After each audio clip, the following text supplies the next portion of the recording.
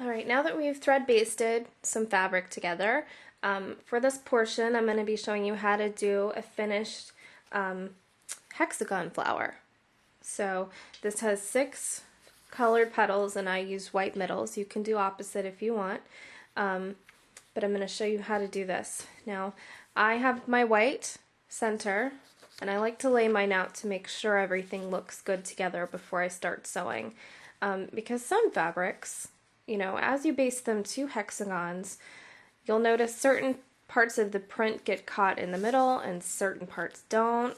So when you're putting stuff together, you might want to lay it out. For instance, this particular fabric pattern, I had to figure out where I wanted, you know, some of the leaves to go in towards the middle or towards the side so that they're not all running together.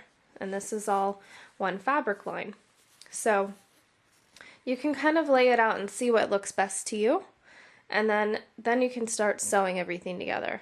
And this is what my back looks like. I've removed the center paper piece because I don't need it anymore. I've sewn something to all 6 sides, and this is what we're going to do. Alright, so now that I have this together, it looks good to me. This is kind of a neutral print. It kind of all runs together, so it should be fine. I'm going to pick up my center medallion and one of my hexagons, okay? And if you cared about which side went where, you would look at the side that you want to sew together. So I'm going to sew this bottom line together first. So I would fold it over, right sides together, and then pick it up. And make sure everything lines up. Your points need to line up together. Where your points go, and it should be the same size. If you thread basted well enough, your lines should line right up all along here. Okay, so now I've got my thread. I just waxed my thread so it's not going to knot up as badly, and I'm going to start at one of the corners. And again, I don't do a knot at the end of my thread. You can if you wish, if you find that that's easier for you. I throw a knot in as I'm sewing. So I'm going to go through that corner, pull almost all the way through. Go again. And again, you don't want to sew through the paper. You want to catch both sides of the fabric without sewing through the paper. If you're sewing through the paper, you're going way too down deep into your fabric because you want to catch just the edge, okay? And if you want to knot it again, because you want to make sure this holds together. Remember, this is your seam for your quilt, so you do want it to be very sturdy so that it's not coming apart when you start sewing your flowers together. So I think that's pretty good. We've got 2 knots in there, and now I'm just going to start stitching along this edge. Okay, and you just want to make sure that you're catching both sides of the fabric. Just a few threads in there. This is the hard part, making sure that you're not going down too deep in there. And I'm coming in from the same side and leaving from the same side. I believe this is called a whip stitch.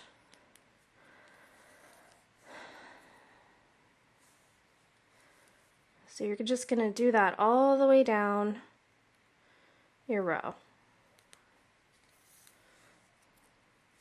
And it doesn't need to be too tight, but you do need some of the stitches to be very close together because again, this is what's holding your fabric together. You're not machine sewing, so it needs to be pretty sturdy, especially if you're going to quilt it by machine so it's not coming apart as you're quilting.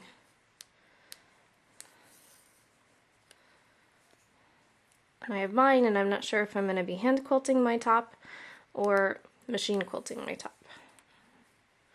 I've never done hand quilting before, but because things like this, they take a lot of work, hand quilting might be something you might want to do with it because everything else is done by hand. So why not have a whole quilt that's done by hand? Alright.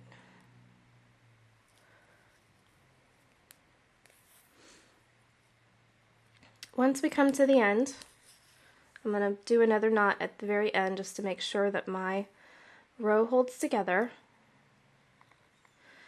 And this is generally where I start using my thimble because my fingers get slippery.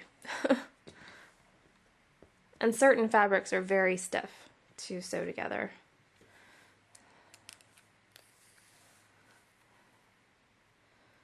Some of them it seems like the needle just goes right through, and others you have to fight it. Alright. And at the end of this, I'm going to put another couple of knots here. Even though I'm going to continue sewing along this line, I want to make sure that this particular stitch is held and knotted. So, put 2 knots in here.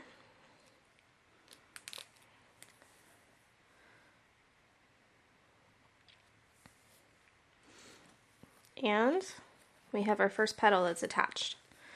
Okay, and even though I used white thread, you really can't see any of the thread coming through the other side because I didn't go too deep. If you notice that threads are starting to show on the other side, that's mean you're sewing too deep into the fabric and you need to back off a little bit.